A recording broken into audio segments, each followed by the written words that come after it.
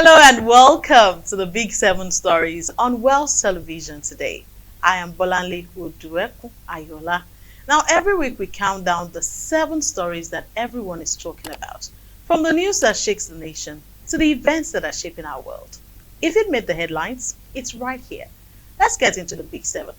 On our first story on the Big 7 Stories today, President Bola Ahmed Tinubu's Independence Day broadcast on Tuesday, October 1st, struck a tone of optimism and resolve, marking Nigeria's 65th year of nationhood with a sweeping review of economic reforms, progress, as well as challenges. In his nationwide address from the presidential villa, President Tinubu said his administration had turned the corner after 2 years of painful reforms, declaring that the worst is over.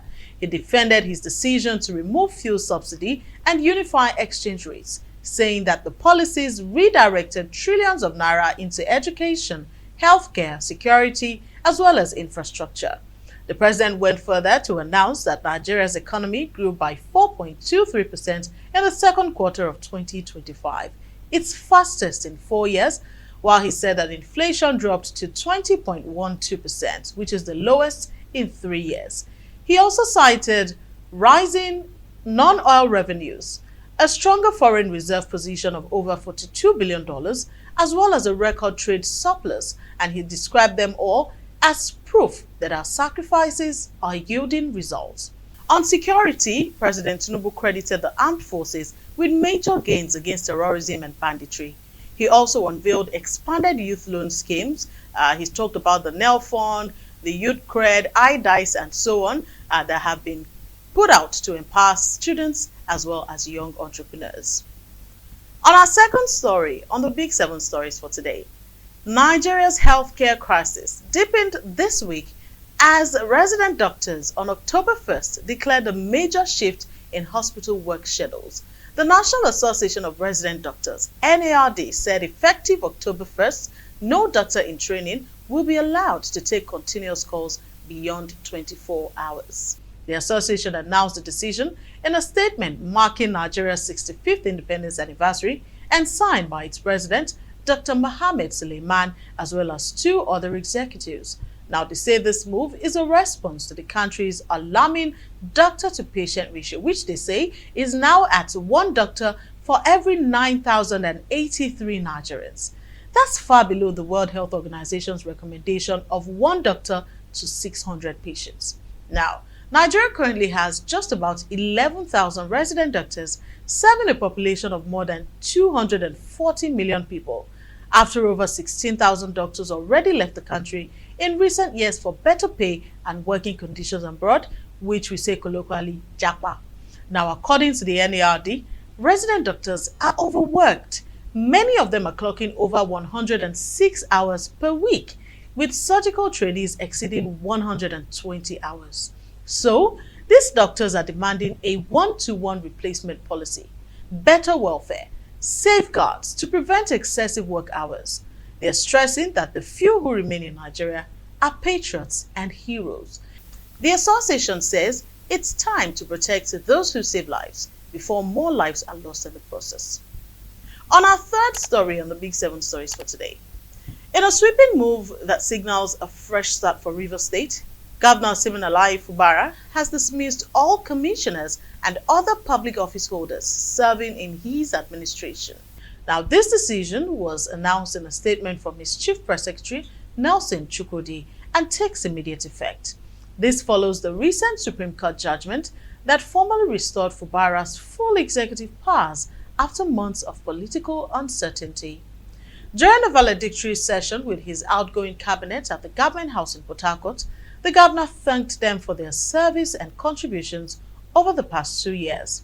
He used the occasion of Nigeria's 65th independence anniversary to call for unity while urging the citizens to work with President Tinubu to build a peaceful and prosperous nation. But beyond that gratitude comes decisive action, because Governor Fubara also dissolved the Rivers State Microfinance Agency just days after disbanding the Rivers Pension Board, and he appointed Pastor Jonathan Tobin as acting managing director. Some observers are saying that this shake-up marks the end of a tense chapter that began under former sole administrator Vice Admiral Iboete Ibas, retired, who had earlier suspended most of Governor Fubara's appointees during the emergency rule. With the decks now cleared, Governor Fubara is expected to send a fresh list of commissioner nominees as well as the 2025 budget to the State Assembly for approval. The governor has said that he is ready to serve the people of Rivers State with renewed vigor. Our fourth story on the Big Seven stories for today. Nigeria's oil and gas industry came to a grinding halt this week as the Petroleum and Natural Gas Senior Staff Association of Nigeria, PENGASSAN, launched a nationwide strike over the mass dismissal of workers at Dangote Refinery. The union, at an emergency meeting on Saturday, ordered members of all oil and gas installations to withdraw their services beginning Sunday, September 28. This was after Dangote Refinery reportedly sacked over 800 Nigerian workers for joining the union. Now, PENGASSAN described the move as a deliberate violation of labor laws and international labor organization conventions. They accused the refinery of replacing the dismissed workers with 2,000 foreign nationals, who are mostly Indians. The impact of this was immediate and severe. According to the NNPC Limited, the strike caused production losses of 283,000 barrels of oil per day, 1.7 billion standard cubic feet of gas, and a 20% drop in electricity generation. Major operations were disrupted, from Shell's Bunga platform to Nigeria's LNG's Trains 5 and 6, leading to export delays and energy shortages nationwide. Now, due to the mounting pressure, the federal government had to intervene. And in talks brokered by the Ministry of Labour and National Security Advisor's Office, they produced an agreement early on Wednesday with both sides conceding ground. The Dangote Group agreed to reassign the dismissed workers or redeploy within its subsidiaries with no loss of pay or victimization. Now, the PENGASSAN president, Festus Osifo, confirmed the strike suspension, but he warned that the union would resume action without notice if the deal is broken. The standoff, which is one of Nigeria's biggest industrial disputes in years, has exposed the deep tensions between local labor and private industrial power. On our fifth story on the Big Seven stories for today, the National Emergency Management Agency, NEMA, has confirmed that at least 35 people have died, with 24 rescued and about 20 others still missing following Tuesday's boat accident on the River Niger in Ibaji local government area of Kogi State. According to NEMA, the ill-fated boat carrying around 80 passengers capsized at about 5:40 p.m. while traveling from Onugwa community to Olushi village. Rescue teams led by NEMA in collaboration with local divers and emergency agencies have so far recovered 35 bodies and rescued 24 people alive. The Kogi State Commissioner for Agriculture, Timothy Ojoma, said many of the victims were traders and residents traveling for the October 1st celebrations, while some were returning from a burial ceremony. President Bola Tinubu has described the tragedy as shocking and unfortunate in a condolence message that was signed by his advisor on information and strategy, Bayo Ononuga.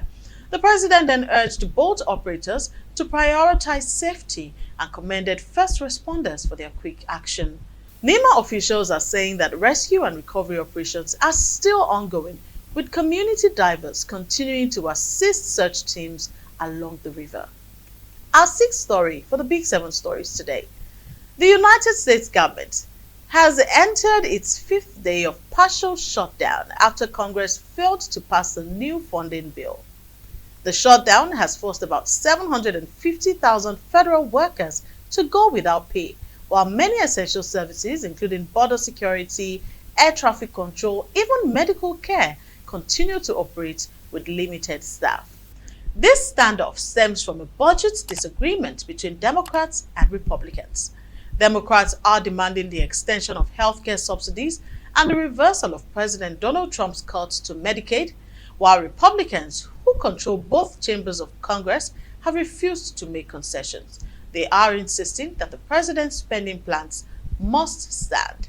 Now, President Trump has drastically reduced the size of government since taking office, and he has signaled that he may use the shutdown to further cut federal jobs, calling some departments non-essential. Some experts are warning that the shutdown could weaken economic growth if it continues for weeks, with potential delay in government services, passport processing, and flight operations. Now, this is the first US government shutdown in nearly 7 years, and there is no clear end in sight because both parties are digging into their positions. If you want to have more details about the shutdown, you can visit www.whitehouse.gov/government shutdown clock. That's where all the details are. And our last story for the Big Seven stories for today. Has hundreds of international activists been detained by Israeli forces after a large humanitarian flotilla known as the Global Sumud Flotilla was intercepted in the Mediterranean Sea while attempting to break Israel's blockade of Gaza. Israeli authorities confirmed that about 450 activists, including European lawmakers, journalists, and aid workers, were taken into custody after their vessels were seized in international waters. The flotilla, which began its journey from ports in Spain and Tunisia, was carrying humanitarian supplies and over 470 people. The interception has sparked international condemnation and protests across several countries. Demonstrations broke out in London, Helsinki, Istanbul, South Africa, demanding the release of the detainees and an end to Israel's blockade of Gaza. Turkish prosecutors have also opened an investigation into Israel's action, citing violations of international maritime law after 24 Turkish nationals were arrested. Additionally, Reporters Without Borders have also confirmed that at least 20 international journalists from outlets including El País, Al Jazeera, RAI, and TRT were among those who were detained, and they are calling it a serious violation of press freedom. Meanwhile, US President Donald Trump said Hamas has agreed to enter talks for the release of hostages under his proposed Gaza ceasefire plan, calling on Israel to halt its bombardment to enable negotiations. Israeli Prime Minister Benjamin Netanyahu said his government would implement the first phase of the plan immediately, although fighting in Gaza still continues. And that's how the week looked. 7 big stories, 1 clear picture. Thank you for watching the Big 7 Stories on Wells Television. I am Bolanle Oduekun-Ayoola. Remember, news doesn't end when the bulletin does. So stay curious, stay informed, and I'll see you next week with another Big 7.